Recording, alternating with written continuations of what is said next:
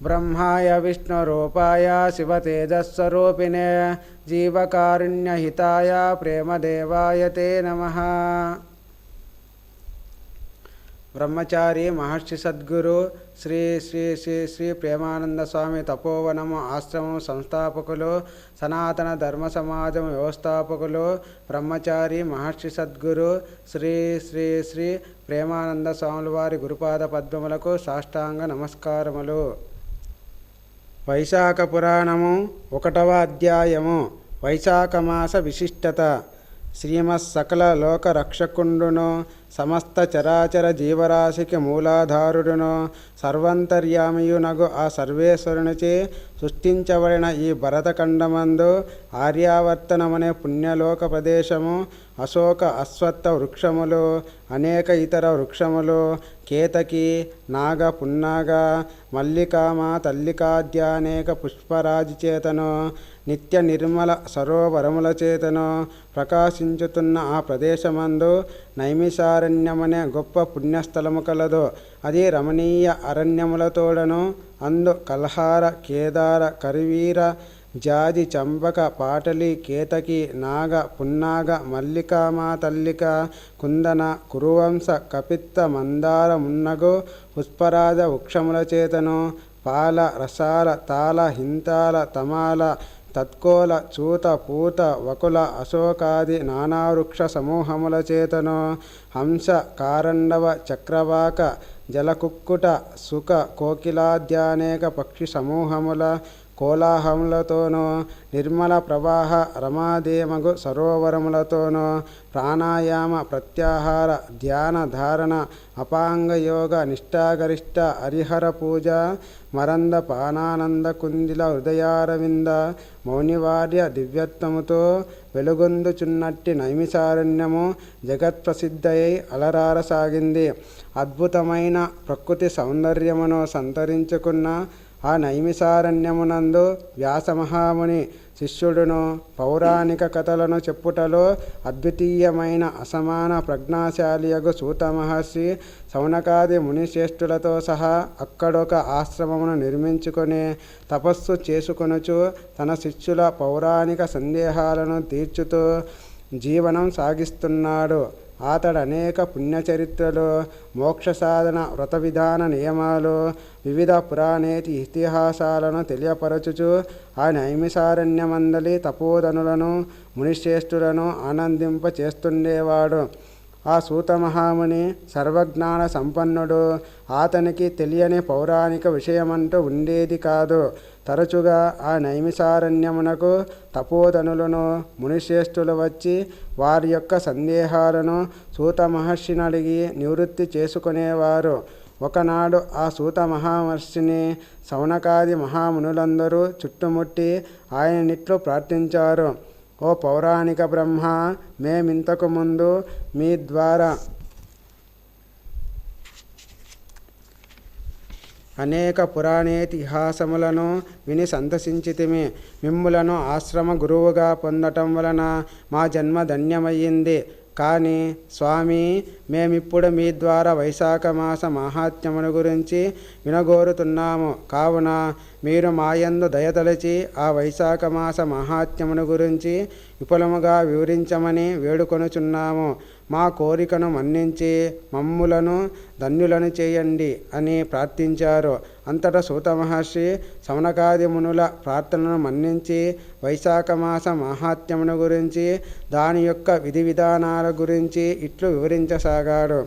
పూర్వము బ్రహ్మదేవుని మానస పుత్రుడగు నారద మహర్షి పరమ భక్తాగ్రగణ్యుడైన భక్తాంబరీషునకు ధర్మార్థ కామ మోక్షములను గురించి సవివరంగా ఉపమానములతో సహా వివరించాడు.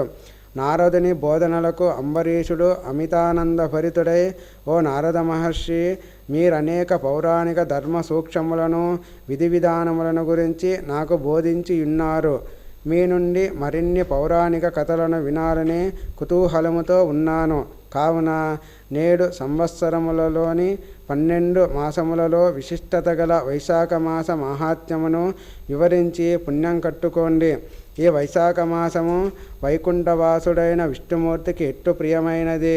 వైశాఖ మాసములో భక్తులు ఆచరింపదగిన విధి విధానములు, నియమములు, చేయవలసిన వ్రతములు, దానములు, శ్రీమన్నారాయణునికి ప్రీతికరములైన కార్యములు, వాని ఫలితములు, పూజా విధానము మున్నగు విషయములన్నీయూ విపులంగా వివరించవలసినదిగా ప్రార్థిస్తున్నాను అని అంబరీషుడు కోరగానే త్రిలోక సంచార్యగు నారదుడు భక్తాంబరీషునకిట్లు చెప్పదొడంగెను. ఓ భక్తాగ్రగణ్య అంబరీష, సంవత్సరములో 12 మాసములు దేనికవే ప్రాముఖ్యతను సంతరించుకున్నవి. వీటి పవిత్రతను గురించియో విశిష్టతను గురించియో విధాత అయిన బ్రహ్మనడిగి ఉన్నాను.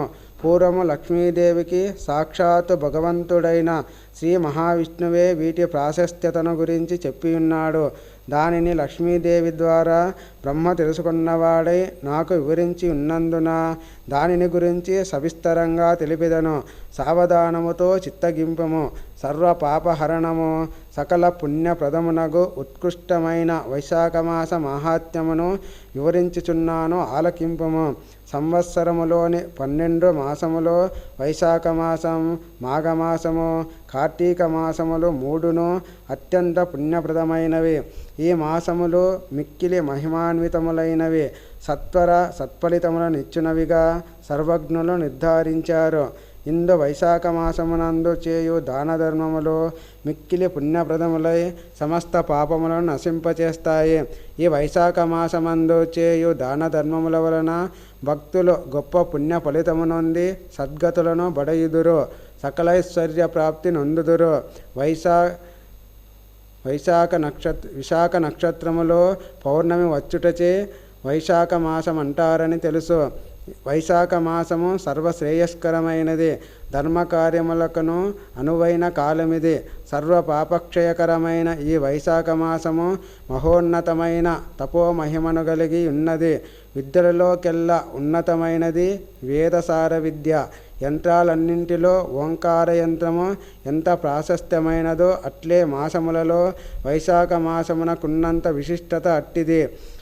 వైశాఖ మాసములో సూర్యుడు మేషరాశిలో ఉన్నప్పుడు స్నాన జప తపాదులు నరించిన వారికి కలుగు పుణ్యం ఇంతింతని చెప్పనలివి కాదు.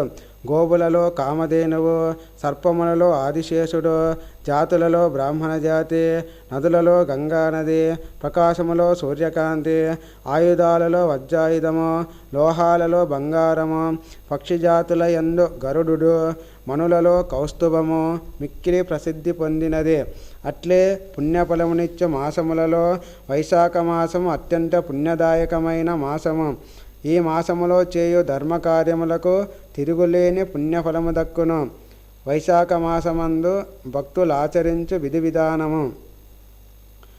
సూర్యోదయాత్ పూర్వమే మేష సంక్రమణ కాలంలో స్నానము చేయాలి. శ్రీమన్నారాయణుని జపించాలి, పూజించాలి.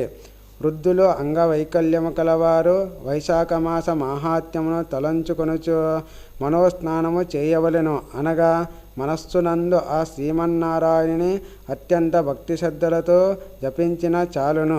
స్నానము చేయవలని తలంచి నదీ తీరము వరకు పోయి కారణాంతరములచే స్నానము చేయక వెనుదిరిగినను వైశాఖ మాస స్నాన ఫలమును పొందెదరు.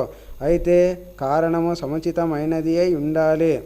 ఫలితము వైశాఖ మాస స్నానం ఆచరించుట వలన శ్రీమన్నారాయణుని కటాక్షము సిద్ధించును. విష్ణుమూర్తికి ప్రీతిపాత్రుడవుతాడు. పై చెప్పిన వారిని శ్రీహరి కటాక్షించి తనలో ఐక్యము చేసుకొనును. ఈ వైశాఖ మాసమందు కనీసం ఒక్కసారైనా భక్తి శ్రద్ధలతో స్నానం ఆచరించిన వారు 10,000 అశ్వమేధ యాగములు చేసిన ఫలమును పొందెదరు.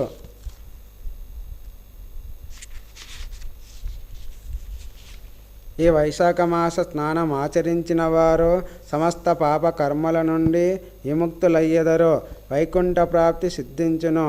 కావున మానవులందరూ ఈ వైశాఖ మాసమున సమస్త తీర్థములయందును పుణ్యతీర్థములయందును నదీనదములందును కాలువలు సెలయేళ్ళు బావులు చెరువులు మున్నగు జల ప్రదేశములందును ఈ వైశాఖ మాస ప్రభావము ఉండును. ఈ వైశాఖ మాసములో దేవతలు జలములయందు ఆవాహితులై యుందురు. శ్రీహరి ఆజ్ఞానుసారము దేవతలందరూ ఈ మాసమున సూర్యోదయమై 6 గడియల వరకు జలమును ఆశ్రయించి ఉందురు. ఆ సమయమందు స్నానము చేయు మానవులకు దేవతలు మేలు చేకూర్చుదురు. కావున ఓ అంబరీష, ఈ వైశాఖ మాసమందు ప్రతి మానవుడు జలస్నానం ఆచరించి భగవంతుని కృపకు పాత్రులు కావాలి, లేనిచో శాపగ్రస్తులవుతారు. ఈ మాసమును గురించి ఇంకను తెలుపవలసిన విషయములు అనేకములున్నవి, సావధానముగా ఆలకింపము అని నారదుడు చెప్పదొడంగెను. వైశాఖ మాసము 1వ అధ్యాయము సమాప్తము.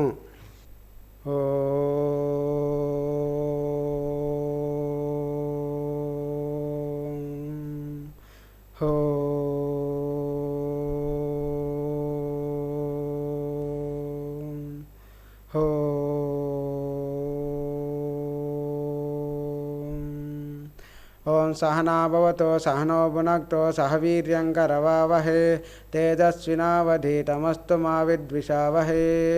ఓం శాంతి శాంతి శాంతి.